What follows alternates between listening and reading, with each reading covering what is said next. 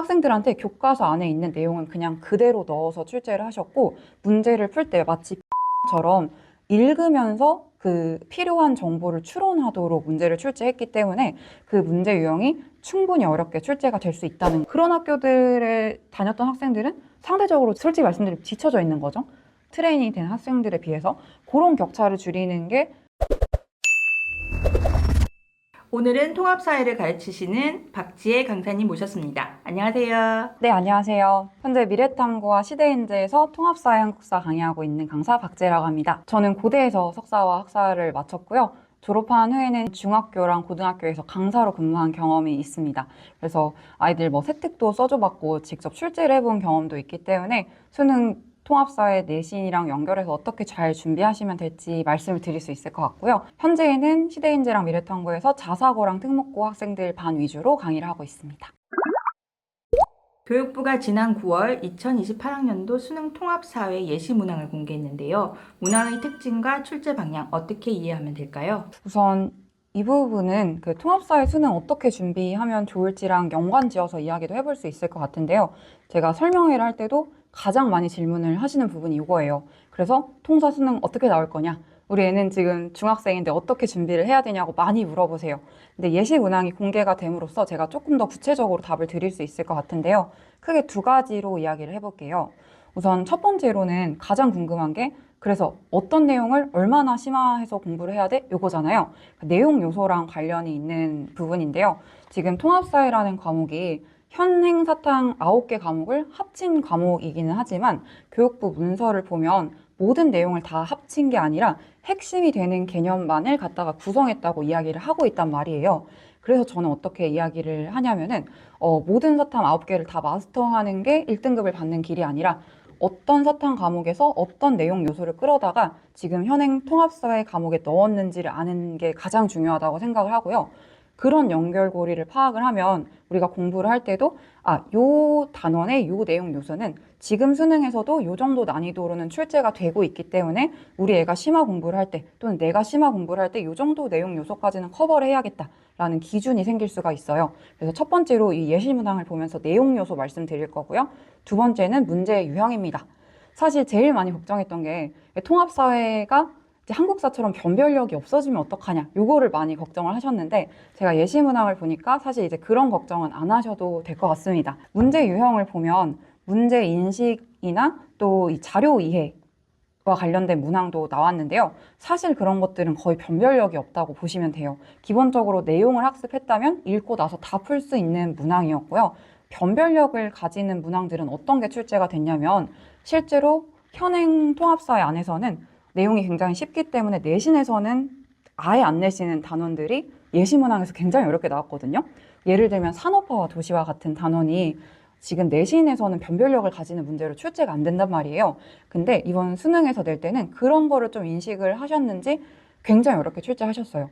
학생들한테 교과서 안에 있는 내용은 그냥 그대로 넣어서 출제를 하셨고, 문제를 풀 때 마치 비문학처럼 읽으면서 그 필요한 정보를 추론하도록 문제를 출제했기 때문에 그 문제 유형이 충분히 어렵게 출제가 될 수 있다는 거를 이렇게 이야기할 수 있을 것 같습니다. 첫 번째 내용으로 돌아와서 내용을 먼저 얘기를 해보면요.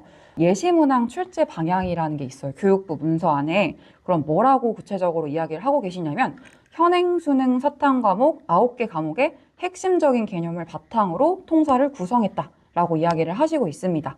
그러면 제가 아까 말씀을 드린 것처럼 현행 수능 사탐 과목 9개의 내용 중에 빠지는 내용도 있고 그 안에서 중요하게 통사가 가져다가 쓴 내용도 있단 말이에요.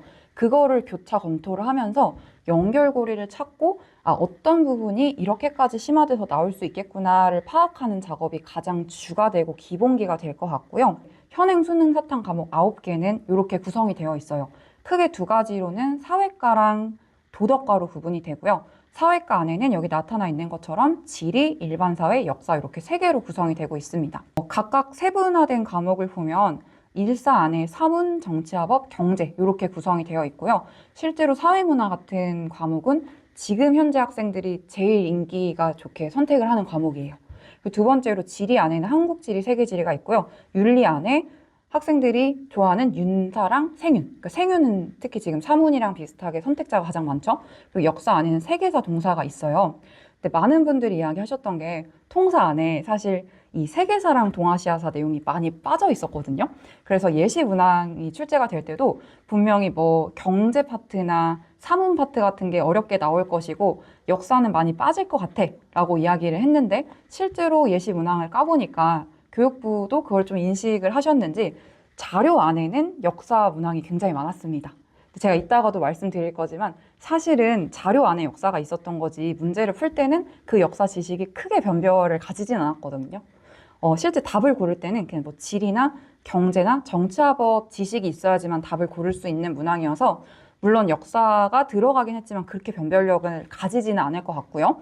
아무튼 이러한 과목들이 이 지금 현행 통합사의 내용에 어떻게 반영됐는지 제가 그 이 개정 통합사의 내용 요소를 보면서 같이 말씀을 드릴게요. 이번에 예시문항 1번으로 공개된 문항이 윤리였는데요. 이 문항이 어느 단원에서 출제가 된 거냐면 지금 개정통사 2단원 인간사회 환경과 행복에서 출제가 된 거거든요. 이 내용을 보시면 행복의 의미랑 행복의 조건으로 호서단원이 구성이 되어 있어요. 근데 행복의 의미랑 행복의 조건에 현행 윤리와 사상이랑 생활과 윤리에서 출제가 되는 사상가들의 철학이 곳곳에 녹아 있단 말이에요. 그러니까 지금 그 수능 과목에 출제가 되지 않는 내용도 교과서 안에 서술이 되어 있지만 사실 그러한 부분은 변별력을 가지고 수능에 출제되긴 어려울 것 같고 중간중간 뭐 자료나 여기 각주 같은 걸로 학생들이 좀 파악하기가 힘들게 사상가들의 주장이 여러 곳에 이제 산발적으로 들어가 있는데 사실 그런 거를 갖다가 문제를 출제를 하셨고요. 실제 문제를 보면 우리 학생들이 중학교 때도 도덕 시간에 에피쿠로스랑 아리스토텔레스는 배우기 때문에 요 갑이랑을 사상가의 주장을 읽고 쉽게 파악할 수 있었을 거예요. 최고선이 행복? 아리스토텔레스네? 그리고 쾌락이 행복의 시작과 끝이다? 에피쿠로스네? 여기까지는 사실은 중학생들한테 갖다 놓고 풀라고 해도 풀 수 있거든요. 열심히 따라온 학생들은. 근데 문제는 이제 보기예요, 보기. 보기를 보면은 학생들이 헷갈릴 만한 선지가 굉장히 많아요.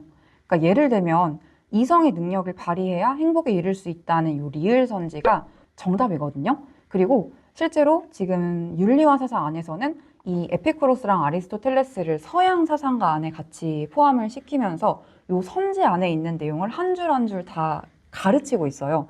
근데 교과서 안에는 이런 설명이 없고 그냥 요 제시문에 나온 것 같은 사상가들의 주장만 딱 들어가 있거나 그냥 간단한 설명 2줄 정도만 들어가 있단 말이에요. 그러니까 사실 학생들이 그것만 읽고 요 문제를 봤을 때는 쾌락을 중요시하는 게 에피쿠로스인 건 아는데 이성을 발휘해야 된다고 했나? 에피쿠로스가 이성을 중시했나도 잘 모르겠는데 이렇게 하면서 말장난처럼 느껴질 수 있거든요. 근데 사실 조금만 더 깊게 들어가 보면 에피쿠로스는 욕구를 분별해서 쾌락을 추구해야 된다고 했고 자연적인 욕구 그리고 필수적인 욕구 위주로 최소한으로 충족을 하고 자연적이지도 않고 필수적이지도 않은 욕구는 충족하지 말자. 그리고 이런 것들을 분별할 때 이성이 필요하다라고 이야기를 함으로써 이성의 능력을 발휘해야지만 제대로 된 행복에 이를 수 있다고 분명히 주장했거든요. 그래서 제가 정리를 해보면 이거를 현행 윤리와 사상을 공부하고 있는 학생들이 풀면 마치 그 수능 특강 기본 문제에 들어간 것처럼 굉장히 쉽게 풀 수 있는 문제입니다. 근데 이제 우리 지금 고1 학생들이 수능을 볼 때 이 문제를 교과서 수준으로만 공부하고 푼다면 이게 뭐지? 하고 1번 문제부터 멘붕이 올 수 있는 거죠. 그래서 이제 제가 내용 요소에 관해서 정리해서 말씀드리고 싶은 점은 교육부가 이렇게 정리를 해놨거든요. 이 문제를 출제한 이유는 이러한 문항을 해결하기 위해서 사상가들이 살았던 배경이랑 시대적 맥락을 살펴볼 필요가 있다는 걸 알려주기 위해서 출제를 한 거야 라고 이야기를 했는데 사실은 에피쿠로스 같은 학자들은 없는 교과서도 있거든요. 지금 통사 8중 중에. 그래서 제가 교육부의 말을 제 식대로 해석을 해보자면 이렇게 말씀을 드릴 수 있을 것 같아요. 지금 너희 교과서에 들어가 있는 이 내용 요소가 현행 수능 사탐에서는 이렇게 출제가 되고 있어. 그러니까 확장해서, 그러니까 시대적 맥락이랑 배경을 알라는 말은 이걸 확장해서 지금 출제되고 있는 성까지는 공부를 해야 돼 라는 말로 저는 받아들여집니다.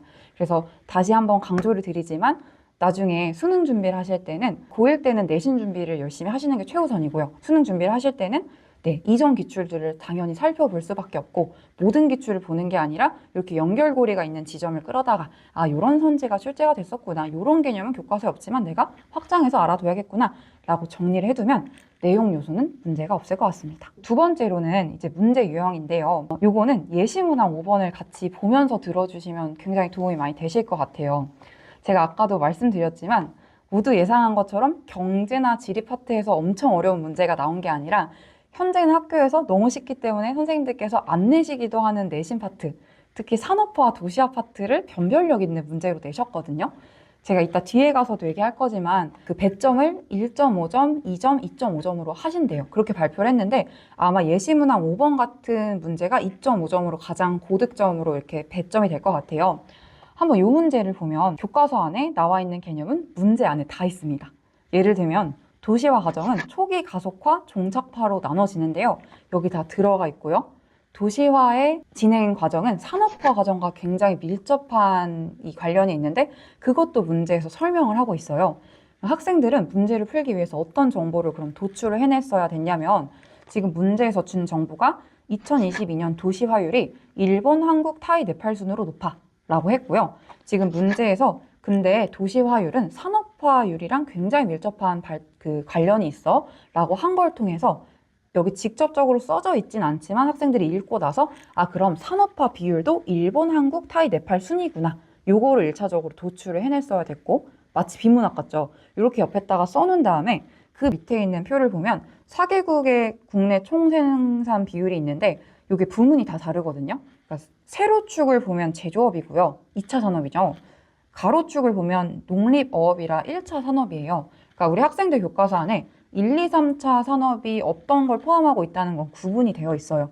근데 어떤 학생들이 이걸 딱 보자마자 아, 그러면 지금 농립어업은 1차 산업 요만큼 차지하고 있고 2차 산업은 요만큼 차지하고 있으니까 내가 3차 산업 비율을 알기 위해선 100에서 요만큼 빼서 내가 빨리 계산해야겠다 라는 생각이 돌아간 학생 별로 없을 거거든요. 그래서 사실 이 문제를 풀려면 이게 됐어야 돼요. 그 산업화율 아까 일본, 한국, 타이, 네팔 이렇게 써놓고 아 그래서 여기 나와 있는 비중을 빼면 나머지가 3차 산업이니까 아 일본이 제일 높고 네팔이 1차 산업에 제일 많이 종사하고 있구나 이렇게 파악을 했어야 되는 문제였거든요. 그러니까 사실은 쉬운 개념이지만 문제 유형으로 얼마든지 변별력을 줄 수 있다는 걸 말씀드리고 싶고요. 비문학 같은 문항이 충분히 출제될 수 있다는 게 이번 예시 문항의 가장 중요한 포인트인 것 같습니다. 보통은 학부모님들께서는 통합사회라고 했으니까 여러 가지 단원을 섞어서 낸 문항이 어렵겠지? 라고 생각을 하셨을 거예요. 강사들도 사실 그렇게 생각도 했고요. 근데 지금 보면은 2개 이상의 문항을 엮어서 출제했다고 하더라도 제가 아까 말씀드린 것처럼 이 행동 영역이 만약에 문제 이해나 개념 원리다. 그러니까 내가 개념을 이해했거나 문제를 이해한 걸 평가하려고 출제자가 출제한 문제다 하면은 안 어려워요. 읽으면 알면 풀 수 있는 문제인데요. 내용이 쉽더라도 이렇게 문제 유형 자체를 추론이나 자료 해석으로 내버리면 지금 현행 사탐에서 학생들이 정치화법 그 계산하는 거, 의석수 구하는 거 어려워하고 사회문화에서도 뭐 도표 엄청 어려워하거든요. 경제는 그냥 계산이니까 어렵고요. 그런 걸 어려워하는 것처럼 문제 유형이 학생들한테 변별력을 줄 수 있을 것 같다고 이야기를 드릴 수 있을 것 같습니다. 수능 통합사회 시험 시간과 문항수, 배점 등은 어떻게 되나요? 학생들이 특히 어려워하거나 주로 변별력 있는 문제의 출제가 예상되는 과목이나 단원이 있을까요? 현재는 수능 사탐 과목 20문항을 30분 안에 풀거든요. 그러니까 상대적으로 짧지만 사실은 학생들이 시간 부족하다고 말하지는 않는데요. 지금은 개정된 거는 문항수가 5개 추가가 됐고요. 25문항을 10분 추가된 40분 안에 풀어야 돼요.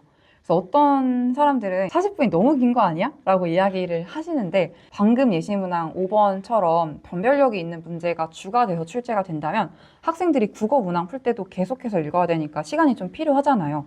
40분이 그렇게 짧지만은 않을 것 같다라는 생각이 듭니다. 문항 배점은 뭐 1.5, 2점, 2.5로 출제가 된다고 하는데 제가 느끼기에는 내용 요소보다는 아까 말씀드린 것처럼 문항 유형으로 차이가 날 것 같아요. 그냥 개념 이해 문항은 1.5점으로 낼 것 같고 개념 이해 중에서도 학생들이 조금 어려워하는 경제 파트나 뭐 정치나 법 같은 거는 2점으로 출제가 될 수 있을 거고 2.5점은 쉬운 개념일지라도 방금 말씀드린 자료 추론하는 거, 해석하는 거 이런 거는 무조건 2.5점으로 출제가 될 것 같습니다. 그리고 이제 학생들이 주로 어려워하는 부분을 이야기를 해보면 내신 얘기를 사실 드리지 않을 수가 없을 것 같아요. 제가 이번에 겨울방학 때 예비고일 특강을 하면서 굉장히 와닿은 게 있는데 보통 학생들이 내신 공부를 하면서 가장 어려워하고 지금 현행 수능 사탕 과목 중에서도 제일 인기가 없는 게 사실은 경제잖아요. 학생들이 경제는 고인물들이 이미 똑똑한 애들이 다 1등급 받기 때문에 안 해 라고 하고요. 실제로 제가 근무했던 고등학교에서도 경제 선택 과목이 거의 폐강을 했던가 폐강 직전이었던 걸로 기억이 나거든요. 그만큼 좀 인기가 없는 과목인데 이번 수능 통합사회 안에는 경제 단원이 아예 한 단원으로 배정이 되어 있고 예시문항에서는 학생들이 어려워하는 합리적 선택이나 그 비교 우위를 출제하진 않았지만 그래도 뭐 외부 효과라던가 중요한 경제 개념 많이 출제했거든요.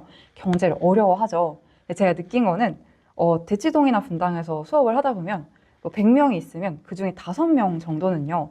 현재 고3 아이들이 어려워하는 소위 말하는 그 킬러 문항? 킬러 문항 같은 걸 주면 제가 10분 정도 그 원리를 설명하고 딱 풀리잖아요. 저는 사실은 어렵지? 한번 느껴봐 하고 준 거였거든요. 풀어버려요. 계산도 안 하고 암산으로 10초 만에 이해하는 학생도 있더라고요. 제가 그걸 보고 느낀 거는 아, 저런 학생들도 있구나. 그러니까 경제가 모두에게 어려운 건 아니기 때문에 좋아하는 학생들도 있구나라고 이제 느꼈는데 사실 그런 학생들은 굉장히 소수인 거고요. 나머지 95명의 학생들은 경제를 어려워하고 열심히 연습해서 풀어야 하는 부분이기 때문에 경제 파트가 문제 유형 때문이 아니라 그냥 학생들한테 심리적인 부담이 있는 단원이라고 일단 말씀을 드리고 싶고요. 그리고 학생들은 옆에 그런 좀 똑똑한 친구들이 있더라도 기죽지 말고 어쨌든 우리의 목표는 1등급 안에 또는 2등급 안에만 들면 되는 거기 때문에 그냥 준비를 해서 연습만 하면 충분히 풀 수 있게 출제가 됩니다. 그래서 어렵더라도 경제는 꼭 출제가 될 거니까 보완을 하고 가시라고 제가 추천을 드리고요. 두 번째로는 변별력을 가지는 단원이 사실은 모든 단원이 변별력이 될 수 있죠. 굉장히 애매한 답변이지만 윤리 파트, 지금 생활과 윤리와 윤리의 사상에서도 킬러로 출제하는 학자가 분명히 있고요. 특히 윤리에서는 그 조사를 다르게 해서 그래서 학생들이 말장난이라고 느끼는 거거든요. 그러니까 조사를 다르게 해서 오답선지로 설정하는 게 굉장히 많아요. 그런 식으로 출제가 되면 이게 어려운 파트 요소가 아니라 그냥 문제의 유형이 어렵기 때문에 학생들이 함정에 충분히 걸려들 수 있고요. 경제는 그냥 학생들이 별로 안 좋아하고 심리적으로 계산을 해야 된다는 부담이 있기 때문에 방금 말씀드린 윤리 같은 거는 뭐 조사 하나로 말장난처럼 학생들한테 느껴질 수가 있기 때문에 사상가의 주장을 확실하게 파악하지 않으면 제대로 공부를 하지 않으면 틀릴 수가 있죠. 그다음에 이제 세 번째가 지리인데요.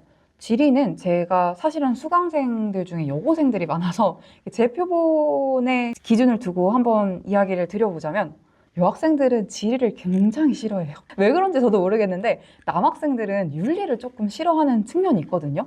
이게 좀 수학을 좋아하고 과학을 좋아하는 학생들이 많은 학교를 수업을 하면 이게 정리가 안 된 줄글을 굉장히 받아들이기가 어려워하고 윤리를 공부했는데 선생님 말장난 같아요. 제가 이걸 왜 공부해야 돼요? 이렇게 말하는 학생들이 많아요. 근데 그런 게 아니라 남학생들 중에서 약간 표로 정리되고 직관적으로 개념 받아들이는 학생들이 조금 더 비율이 높잖아요. 근데 그런 학생들은 지도를 보고 외우는 거 별로 어려워하지 않아요. 근데 여학생들 같은 경우에는 지도나 통계 같은 거 이제 표로 출제가 되는 걸 별로 이렇게 선호를 하지 않는 것 같아서 지도를 좀 어려워하는 것 같은데 사실 이 파트는 공부를 하고 나면, 그러니까 배우는 게 재미가 없을 뿐이지 공부를 하고 나면 문제를 풀 때는 그렇게 어려워하는 파트는 아니라서 사실 경제랑은 좀 결이 다른 것 같습니다. 경제는 문제 풀이도 어렵고, 네, 지리는 좀 배울 때 진입장벽이 있는 거지 재미를 붙이고 나면 지리는 문제가 없을 것 같고요. 공통적으로 변별력이 있을 것 같은 단어는 아까 말씀드린 것처럼 정치화법 문제에서는 의석수 구하는 거나 계산하는 거 그런 것들이 학생들한테 킬러 문항이라고 해요. 어려워하는 문항이라고 하고 사회문화에서는 메가스터디에서 굉장히 유명한 강사분이 스터디셀러로 팔고 계신 그 강의가 있잖아요. 그 강의가 사실은 사회문화 도표 문제나 계산 문제만 집중적으로 스킬을 알려주시는 강의란 말이에요. 그런 강의가 인기를 얻는 걸로 보아서 사회문화 도표 문제 그리고 정치화법 계산하는 문제 그리고 아까 봤듯이 지리나 윤리 같은 부분 자료 해석 문제 이렇게 문제 유형이 어렵게 나오면 변별력을 그냥 가질 수 있는 거라서 다 킬러가 될 수 있다. 문제 유형을 지금도 모든 단원에서 킬러는 출제하고 있기 때문에 그래서 정리를 해보면 학생들이 어려워하고 싫어하고 그런 거의 공통점은 네, 문제 이해 문항이 아니라 변별력 있는 거 자료 해석 문제, 그리고 도표 해석 문제, 계산 문제 이런 게 공통점이 될 수 있을 것 같아요. 그래서 아직은 수능 통사를 준비하는 강좌가 준비가 안 됐고 시중에 없지만은 2027년이 되면 이제 쏟아져 나올 거 아니에요. 2026년 말부터. 저도 마찬가지로 준비를 하고 있지만 이제 개념을 심화해서 잘 공부를 해놨으면 그 다음부터는 사실은 이런 연습을 하는 게 주가 될 것 같아요. 왜냐면 고1 때 배운 과목을 공백기를 가지고 2학년 때 그대로 3학년 때 배우는 거기 때문에 학생들이 굳이 고1 때 배운 내용을 다시 막 기본부터 할 필요는 전 없다고 생각하거든요. 그래서 이때 고3 때의 주안점은 이때는 내신 때 배웠고 내신에서는 사실은 고3 평가원처럼 안 내는 학교도 되게 많거든요. 그런 학교들에 다녔던 학생들은 상대적으로 솔직히 말씀드리면 뒤처져 있는 거죠. 그 고3 문제를 출제하는 학교에서 트레이닝이 된 학생들에 비해서 그런 격차를 줄이는 게 1월부터 3월까지의 시기가 될 것 같고 그 이후부터는 방금 말씀드린 도표, 자료 해석, 뭐 계산 문제, 그 윤리 사상가들의 그 어조나 어투가 달라지면 오답이 되는 부분 이런 것들 선지로 연습하는 스킬 학습하는 부분이 봄에서 여름 부분이 될 것 같아요. 나중에 이제 실전 모의고사 풀고 수능장에 들어가서 1등급을 받으시면 되겠습니다.